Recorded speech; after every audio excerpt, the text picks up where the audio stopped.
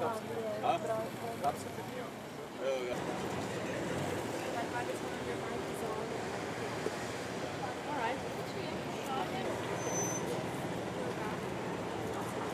tamo lijevo. Ko je još potpisao?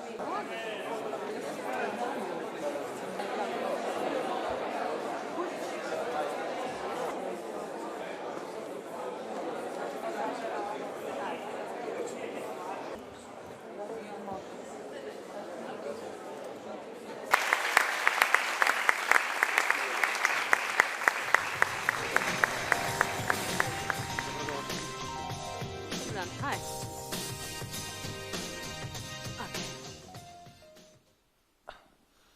Cool. Hello, Hi. and welcome to Zagreb, welcome to Croatia.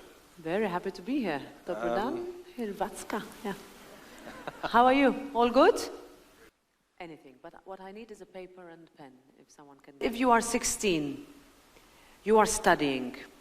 You have teachers who tell you what it means to be an EU national. Laws that will come into force in Croatia will come from the European Parliament. Why not vote? Why shouldn't a 16-year-old be able to find a candidate, or actually, even more importantly, stand up and say, I want to run. I want to be a candidate. It's not easy, but it's possible. And you have some pretty awesome MEPs from Croatia. And I think, I see one, Sunsana, so far. And I think, you know, I will finish this answer. How many of you would like to be candidates? How can we motivate young and older people to vote, because they already think there's a final decision of who is going to win the voting? How do you involve young people? You know, when I was young, I used to hate it when you'd have some old politician, basically me now, telling us, you are the future, you are the future. I say, hello, we are here. We are not the future, we are the present. And therefore, if you're going to take a decision, take us into account by involving us. Nothing about young people without young people.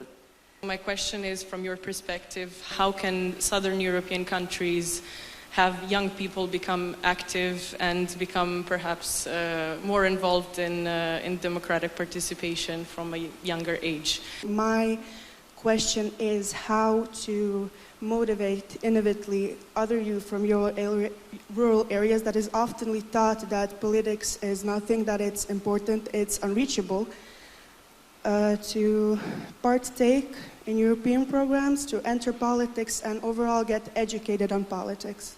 So there are projections that Euroscepticism could be on the rise in 2024 once the European parliamentary elections come around.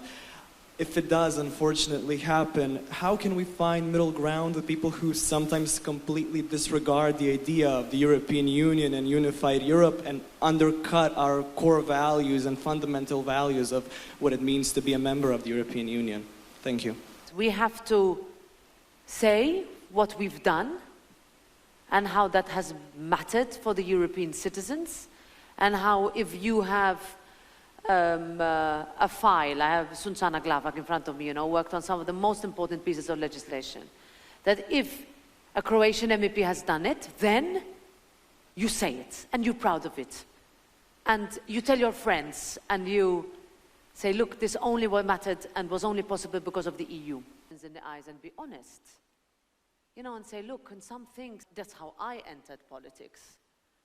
Because that's what you need in Europe for it to work. Otherwise, we will not make a difference. And for my generation, it was a question of absolutely impossible if we didn't. It's very attractive. And we see it in every European election more than for now. And as we see in many other parts of Europe, there will be no one left.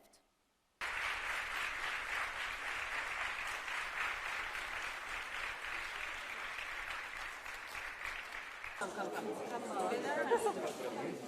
I'm gonna exit.